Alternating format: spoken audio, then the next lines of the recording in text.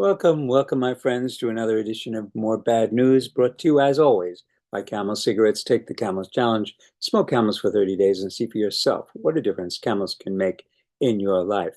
Camels, remember, were the smokes of champions. Mickey Mantle and Joe DiMaggio smoked Camels. So find out for yourself why achievers in every branch of human endeavor smoked Camels.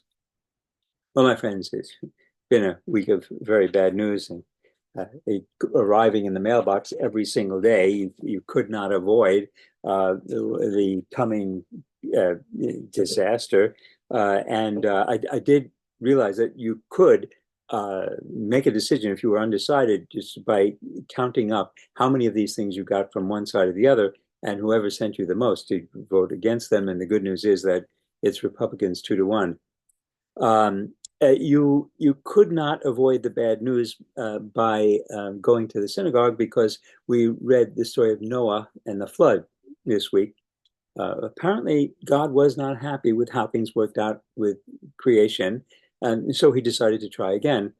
And according to some Jewish traditions, God had created and destroyed multiple worlds before the Garden of Eden, Adam and Eve. Rabbi Yehuda, the son of Rabbi Shimon, says in Bereshis Rabbah that God had created and destroyed numerous worlds, and that what you have in the description of Tov Vavohu, that is the detritus of failed worlds that were created prior to the Garden of Eden. But more disturbing in this week's reading is the story of the curse of Ham, and the curse of Canaan. This is the major study of slavery in the New World, and David Bryan Davis points out that no other passage in the Bible has had such a disastrous influence upon human history as Genesis 9:18 through 27. So the story is that, Noah gets drunk, he falls down naked in his tent, and his son Ham sees his father's nakedness. And when Noah gets up from his stupor with a terrible headache, he curses not his son who saw him naked, but his grandson, Ham's son, Canaan. And this establishes the idea that slavery is the result of a curse upon the descendants, so that some people have been cursed, and that's why their descendants are slaves. And this has been used throughout history to justify slavery. The Muslims use it, the Christians use it long before they got to the Americas. But Davis points out that for the 19th century, the curse of Ham was repeatedly used as the most authoritative justification of Negro slavery by Southern Christians and Northern Christians, and even by some Jews. I managed this week to catch up on my reading Science magazine. I had a pile of them, and so I made a little note of the bad news stories that came from Science. COP16 is taking place in Colombia now, and the focus on the alarming rate at which the world is losing biodiversity in the spotlight of COP16. I know that I'm sustained by consuming the last resources of a collapsing ecosystem. Michigan is a good example of that. The largest supplier of cherries in the nation, and our cherry crop this year has completely failed. Up to 75% of the crop is gone. It was very clear that we had mild winters have not been severe enough to kill off the invasive spotted winged Drosophila, and then an uncommon warm, wet, and humid spring and early summer resulted in the outbreak of fungi. And one thing after another led to the complete collapse of the cherry crop. A few years ago, I used to buy a box of 4 pounds of cherries for about $25, and then they reduced it to a 3 pound box for the same price, and then they disappeared altogether. And now the crop is simply really devastated. It's the same kind of thing that we saw in British Columbia. The mild winters had failed to kill off the pine beetles. And I was in Canada in 2012, and you could see large forests of dead pine trees. These trees were over 500 years old, and they had all been turned into kindling virtually overnight.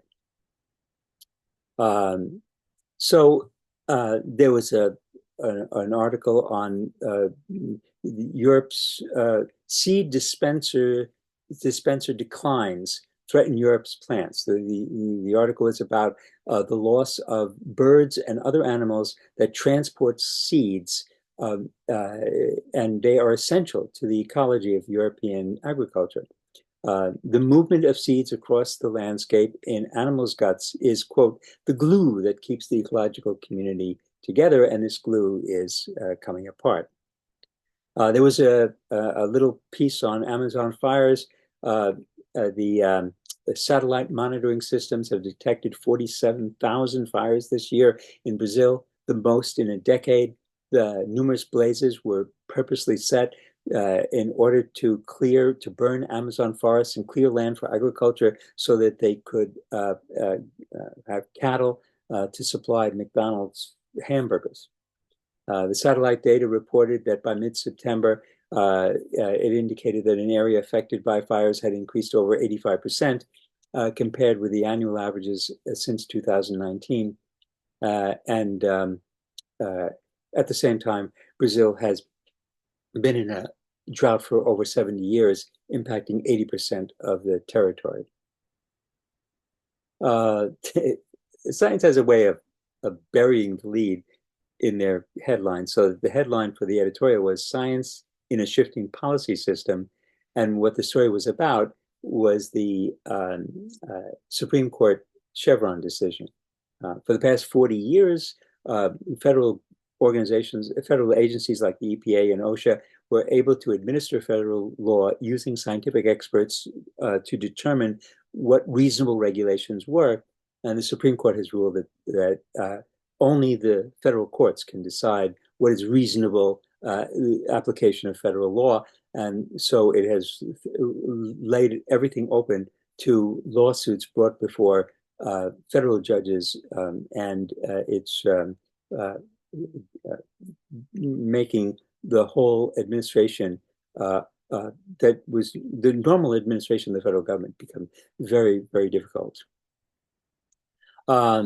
Science magazine also reported that Chinese scientists are now outperforming U.S. scientists in both quality and quantity. They noted that the U.S. has relied on China to supply scientists to the nation's research workforce for decades.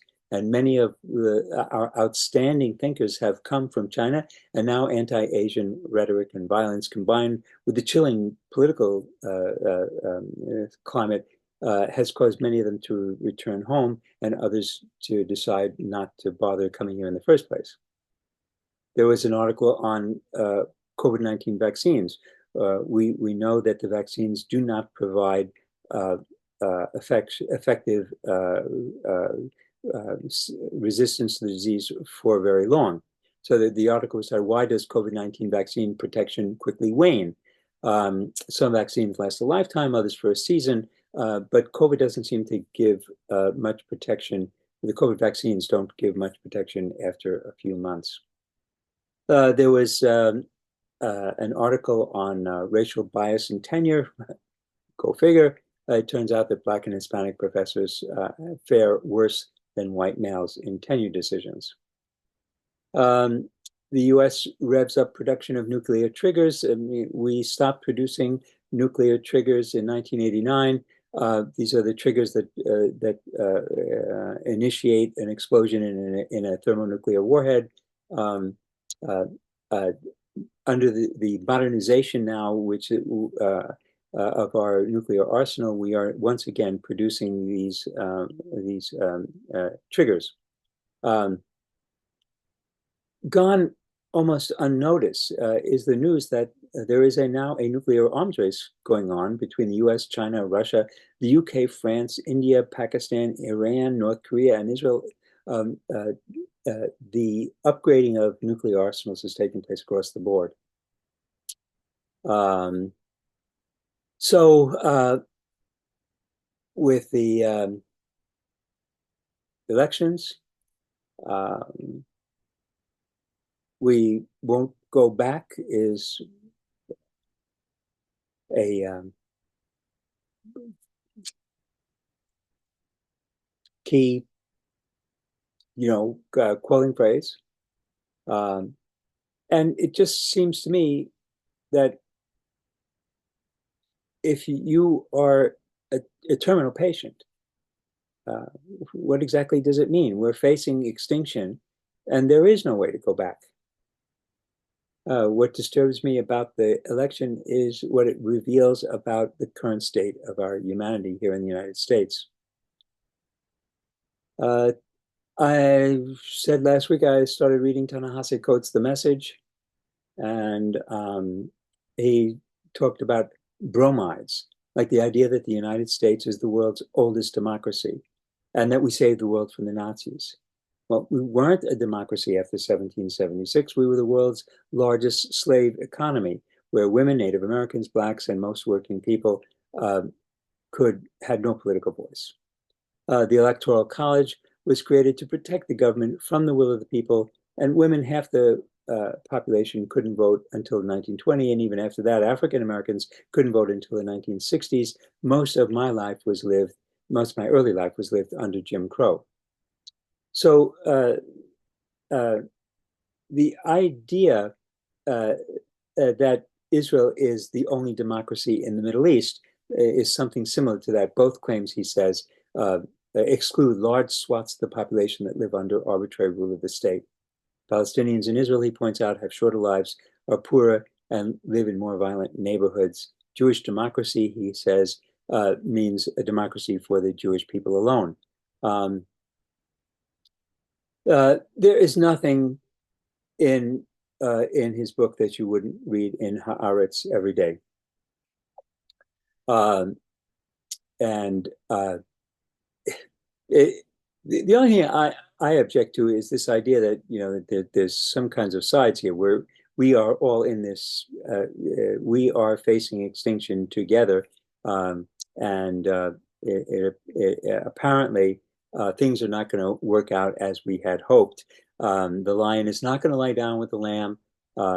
Swords are not going to be beaten into plowshares. Instead, we're all going to go extinct, and no one is going to win this game. Well, my friends, that will have to do for this week. It's been a stressful week, and I hope you'll uh, uh, stay safe and be well this week. And I'll be back next week with more bad news.